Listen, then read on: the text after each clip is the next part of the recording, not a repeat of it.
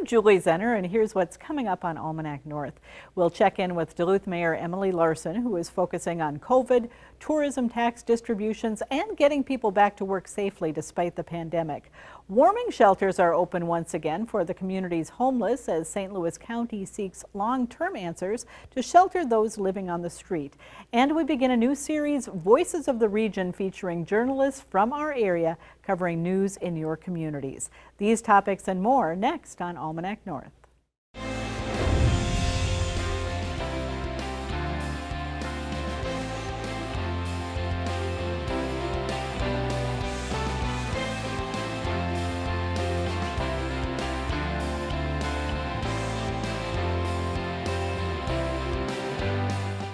Hello and welcome to Almanac North. Thanks for watching. Dennis is off this week as we alternate hosting during the pandemic. Our show was recorded on Thursday afternoon. Well, Minnesota Governor Tim Walz has called for a special session of the legislature beginning Monday, December 14th, to pass COVID relief legislation for small businesses and workers. In November, the governor outlined specifics of a COVID package, and lawmakers from both parties have been negotiating a potential bill. The governor will also ask lawmakers to extend the state's peacetime emergency authorization another 30 days. Demonstrators on the Fond du Lac Reservation and in Aiken County have been gathering in an effort to halt or delay construction of Enbridge's Line 3 pipeline. Enbridge has begun construction of the new pipeline, which will cross 300 miles of land in Minnesota. Almanac North is actively following the stands against construction. Keep an eye on our social media pages for updates. The Minnesota Department of Human Services reported a resident of the Minnesota Sex Offender Program in Moose Lake died of COVID-19 Wednesday. It's the second COVID-related death this month in the Sex Offender Program. There are 740 total clients in the program's Moose Lake and St. Peter facilities and about 20 active COVID cases. And the Salvation Army announced that donations made at Red Kettles at Super One stores beginning Monday through Christmas Eve will be matched up to $50,000 by the store's owner. Miners Incorporated, owners of Super One stores in the region, have extended their annual match this year. Salvation Army officials say they are seeing a dramatic increase in demand for their services brought on by the pandemic. COVID has altered life in ways no one could have predicted 1 year ago. The pandemic has challenged federal and state officials and produced a cascading impact that has hit local government hard. This week, Duluth Mayor Emily Larson announced some important decisions for the city going forward, and she joins us now virtually via Zoom. Mayor Larson, thanks so much for joining us.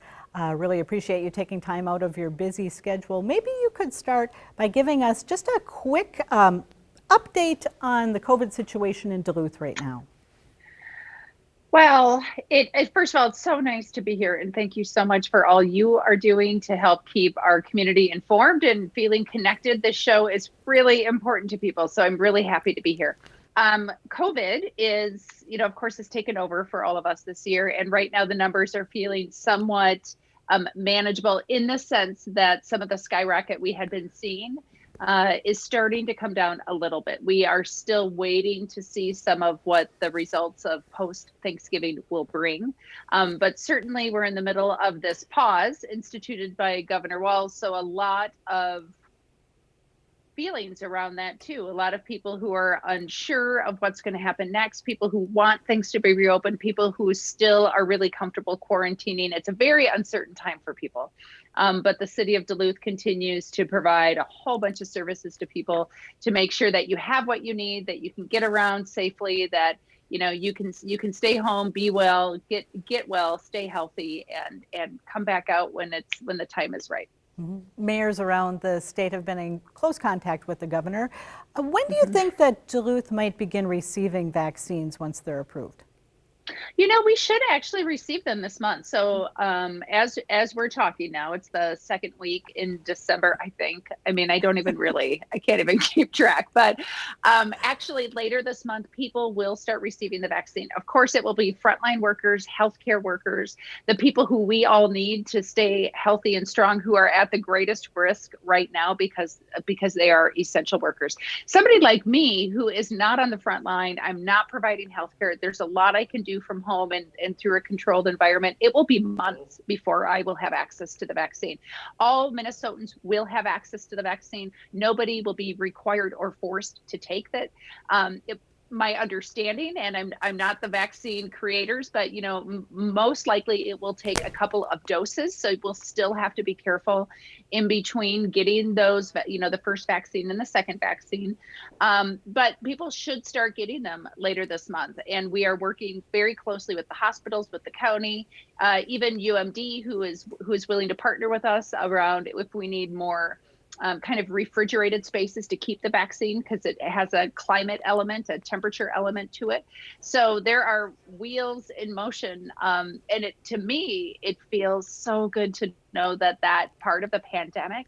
And then I have to remember that this part of the pandemic is still going to be pretty long. Mm-hmm. Will the city itself be playing a pretty active role in the distribution of the vaccine? Yeah, I kind of envision it'll be the same way we're doing testing, which is to say that there is the health department and the testing company that are doing all sorts of things, and also partnering with them in a way that the public can trust. There is something about knowing that you're going to the deck. It's a facility that you feel comfortable, you know where to park. The public is behind that. You're not going to a private business, that I think people feel really comfortable with, and we envision continuing to do that. Governor Walz has announced that he'll convene a special session of the legislature next week to pass some COVID-19 relief for businesses and individuals and communities. What would you like to see come out of that session?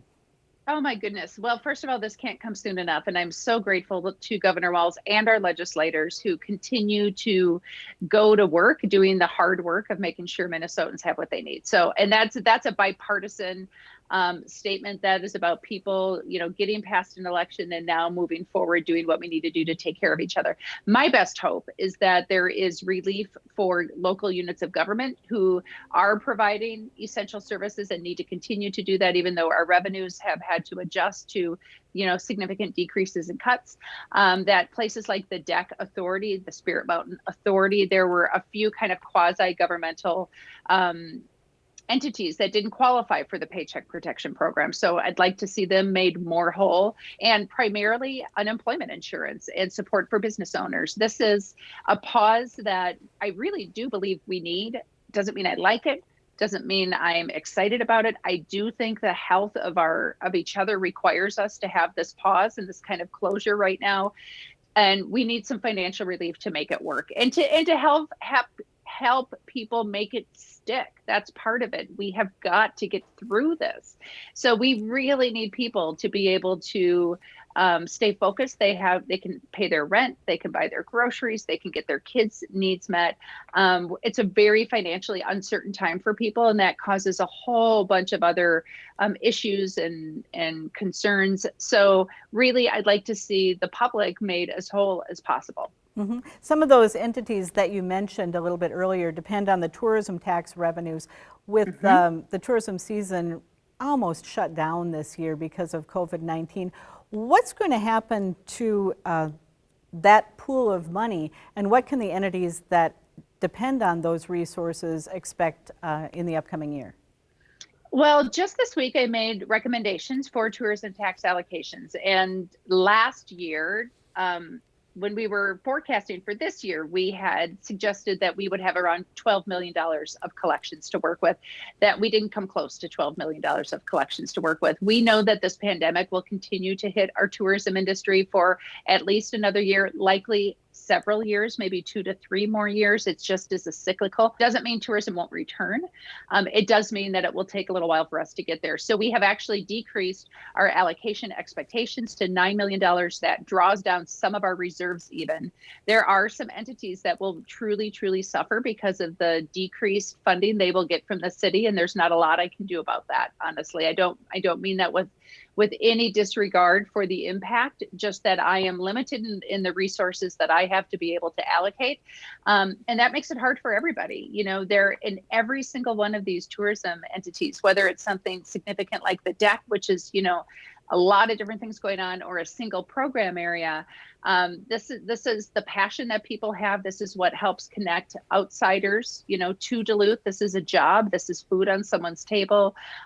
Those decisions are really difficult because I know every single one of them has a ripple and an impact that isn't just about that one, program that somebody may really love or that one a visit to Duluth that somebody could remember. It's really about also building our own local economy. So it's all very, very intertwined. Mm-hmm. Many people are frustrated that the state mandated COVID restrictions seem to be continually extended. The governor just extended that order for another 30 days. Any advice for people who are just experiencing that COVID fatigue as we move through the holiday season? Well, I tell you, I feel it too. It is so hard. The things that I want to do, I want to hug people. I want to work out. I want to go to movies. I want to go eat at restaurants. I want to support my local economy. So I think the first thing is to have a lot of forgiveness and create space for really, it's a sense of loss to not be able to do some of the things that are important to us, to maintain some of those traditions, to be able to express our love and to be able to just share times and space with people that is actually a loss. The thing that I have to keep coming back for myself is what is the why? Why would I be willing to do all of those things that are hard for me? Is my why, and my why is about the people in my life. Mayor Larson, I hate to interrupt you, but my why is we're out of time. Thank you so much for joining us. We really appreciate it. Thank you, Julie. You bet. Thanks.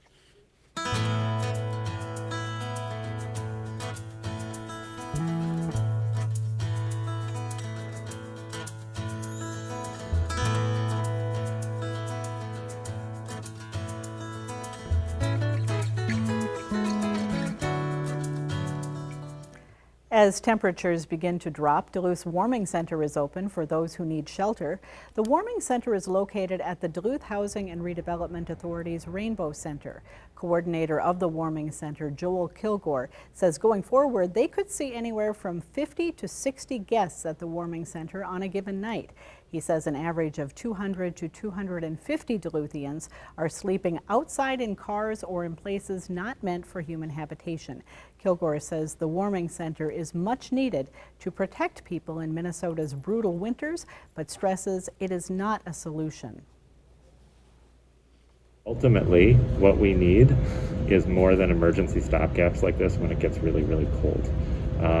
The solution is going to come with long-term permanent housing for everyone in our community. And until we achieve that, this is just a Band-Aid. What would it look like to have a Duluth where everyone has a place to call home? Because ultimately that's the most right and just thing and the most cost-effective thing and life-saving.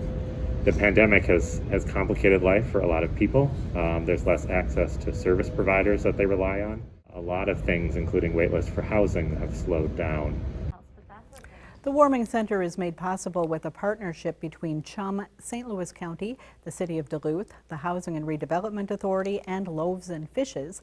The DTA is providing free rides to and from the center when it's open. And a reminder, CHUM's drop-in warming center is also an option for those needing a safe spot away from the dangerous cold. Well, joining us now with more on what's being done to help the homeless is Gina Bossert, the Behavioral Health Director with St. Louis County Health and Human Services. And Gina, welcome. Thanks for being here. Thank you, Julie. What kind of support services does the county provide for the homeless? So we have a whole area at the county. Part of behavioral health is housing and homelessness. And so really what we're doing at the county is we're applying for grants and support, both from the state and the federal government, to help with housing and rapid rehousing of people who are homeless and supports for people. Mm-hmm. How has COVID impacted the county's ability to both reach and to serve the homeless population? COVID's really affected everything we do. In the past, the homeless or the warming centers, right, were smaller areas. We had a couple last year, one in West Duluth and one at the Gloria Day Church. But this year we really have to look at the space because we need to have enough space so that people can have social distancing and that there's less possibility of transmission of COVID if somebody is not feeling well. Mm-hmm. As someone who has lived in Duluth for a long time, I know what the winters are like, and that has to be really deadly for people who are living on the streets. What are some of the health implications of the winter that you don't really have to deal with during the summer months? Well, there's always, the elements, so frostbite and those kinds of issues are terrible over the winter. This year, the Lake Superior Community Health Center is going to provide some medical care every other week at the warming center, so that things that pop up and that maybe people aren't inclined to go see a medical provider, that there would be some access to medical things like frostbite, like wound care, that kind of thing. Mm-hmm. How do you get the message out to people that these warming centers are available to them and that other services are available, because they're really hard to reach population? Well, thankfully our partners like Chum and Loaves and Fishes get the word out to people, and it seems like now that we've had the warming centers, this would be the third winter that we've had warming centers, that the word is kind of out, and that people do know that warming centers are happening. And Joel also does a great job of communicating the when the warming center is going to be open. We have a temperature threshold, so 32 degrees is the temperature threshold, and so he does a really great job of letting the community know that the warming center is going to be open. Mm-hmm. We hear a lot about homeless people living in urban areas like Duluth, but what about the more rural parts of the county? Is this something that's really central to Duluth, or do other parts of the county experience it as well? Yes, other parts of the county experience it as well. It's probably just not as noticeable in Duluth. I think the numbers are higher, and we tend to see more homeless people. But in the northern part of our county, we also have people experiencing homelessness. Our provider in the north is AEOA, and there's a homeless shelter in Virginia, and they provide services to people throughout the northern part of the county. It's more complicated because there are so many communities, and it's a little bit harder when it's so spread out, but there is homelessness throughout St. Louis County. Mm-hmm. Talk a little bit about the mental health impact of homelessness. Many people who are homeless have experienced some kind of trauma in their past, and so that really affects their abilities to, their use of substances. It can affect that, and then also, mental health. Trauma does affect mental health also, and when people are experiencing homelessness, their probably first thought is not about seeking services for mental health. It's about being warm, it's about having food, it's about clothing, it's all of those kinds of things. So I think when people are homeless, those aspects of their life are sort of put on hold because they're worried about the basic needs. Mm-hmm. Joel talked a little bit in that pre-recorded interview about how he doesn't feel that the warming centers are really the final solution, but they do help the situation in a crisis. What are some of the things that you think need to be done to really get at those root causes of homelessness in our area beyond just putting a Band-Aid on it? So yeah, Joel's absolutely right. The warming centers are just a Band-Aid during the winter. Really what we need are a continuum of services for people. So we need more affordable housing, and we need more permanent long-term housing for people. An example would be up towards the mall. There's a new development by Center City Housing. It's called Birchwood. So it's up near where Birch Tree, the Crisis Stabilization Center, is. And it's a brand new development. They started construction. It will be done in the fall of 2021. And that's going to be 30 units of one-bedroom apartments. And so that building will also have supportive services so that people who have a hard time maintaining housing will have support right there in the building that can help them be stable and have a great place to live. We're kind of in the middle of the holiday season. Does this time of year, with the holidays, make it more challenging for those who are homeless? I think it does, just like it does for all of the rest of us. I think the holidays can be a very stressful time, and people who are homeless, it can be even harder. I think COVID has been really hard for people too. I think people are afraid to sometimes come to the shelters because of the congregate nature of it, and staying out in the winter elements is very dangerous. All right. Well, Gina Bossert, Behavioral Health Director with St. Louis County Health and Human Services, thank you so much for coming in. We appreciate what you're doing and hearing about it. Thank you very much. Thanks.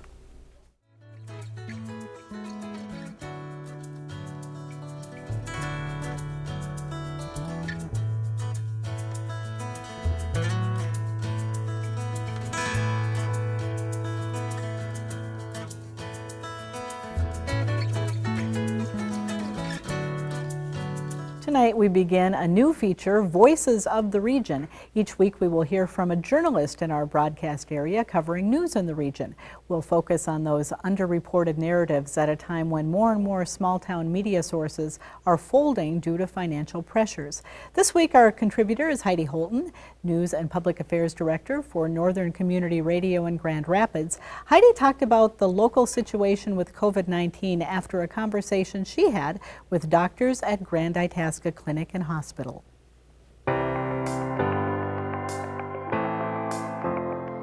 You could see how tired they were. We were doing a Zoom interview. They're there in their scrubs, and they talked about how the community really came forward at the beginning of this pandemic and supported healthcare workers across the country. And they said, that's great. He said, we've kind of plateaued. And he goes, and that's fine.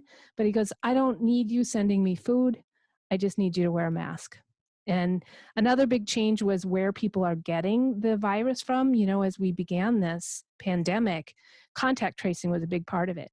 And now it's hard to contact trace. And so people don't really know where it's coming from. And there's so many more cases that they're not even quite doing that. They're just letting people know that, you know, even people are getting COVID, even when they're wearing a mask, even when they're following some of the rules. So they're working as hard as they can. They really talked about their nursing staffs and how much that they are working extra hours, and how people that are working in healthcare systems are being extra careful in their home life and making sure that everyone can be treated.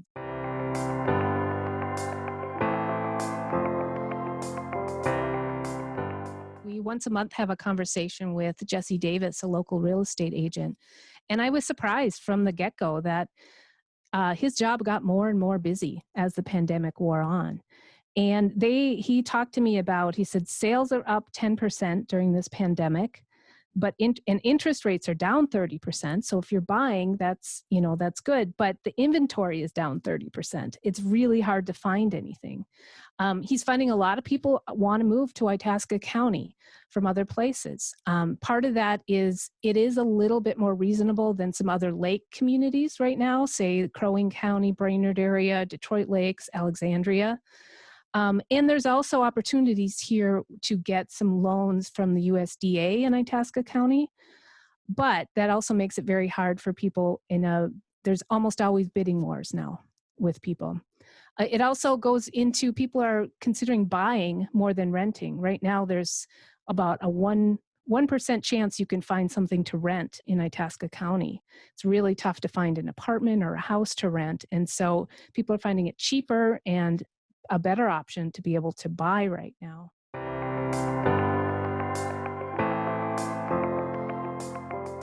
They had been acquired by a Japanese company about a year ago, last September. And they have had really good success with what they manufacture. It is those skid steers that you see people using on construction sites. Foresters use them, landscapers use them, those kind of caged machines that people are using. And so right now they employ 188 people in Grand Rapids. And they are hiring for 28 more jobs with benefits. And so they're really excited about this. What they manufacture here goes all around the world, especially the United States and North Dakota. But they're really seeing an uptick in people wanting this kind of thing, because I think, as we talked about real estate, people are building more, people are paying attention, they have more time, they're maybe landscaping more, they're hiring landscapers because they're not spending their money on vacations or trips or that kind of thing. So it's really good news out of ASV that there'll be more jobs and more jobs with benefits in the region.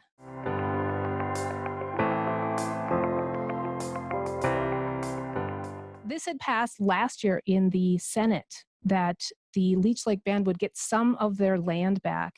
And it just passed in the House of Representatives. The Congresswoman Betty McCollum was able to pass it. Both of those passed unanimously, which I don't think happens very often. It's just waiting for a signature from President Trump, and they're hopeful about that.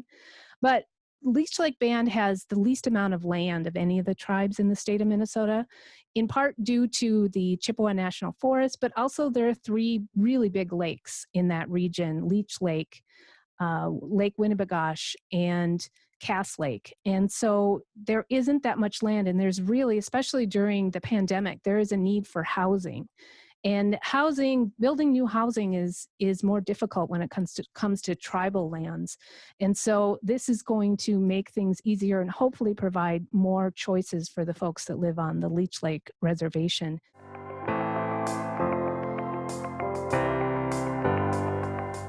We're almost done this week, but you can keep up with Almanac North by following us on social media. You'll find us on Facebook, YouTube, and Twitter. Visit the WDSA website for program updates, upcoming events, and more information about the station. And download the PBS video app for on-demand viewing of your favorite programs. Well, finally tonight, you have until December 27th to experience Bentleyville 2020. As you can imagine, things are different this year because of the pandemic. It is a drive-through experience in the warm comfort of a vehicle. During the drive, you can turn your car radio to the Bentleyville station playing festive holiday tunes, but you will want to get there early. Wait times have been several hours on busy nights, and the attraction is open from 5 to 9 p.m. Many have lauded the drive-through experience as Bentleyville shines brighter than ever with light canopies you can drive underneath. The centerpiece Christmas tree reaches 128 feet of height, and of course, you will see Santa Claus and other surprise guests. Thanks to our guests and the crew here in the studio, I'm Julie Zenner. Have a great weekend. We'll see you next time.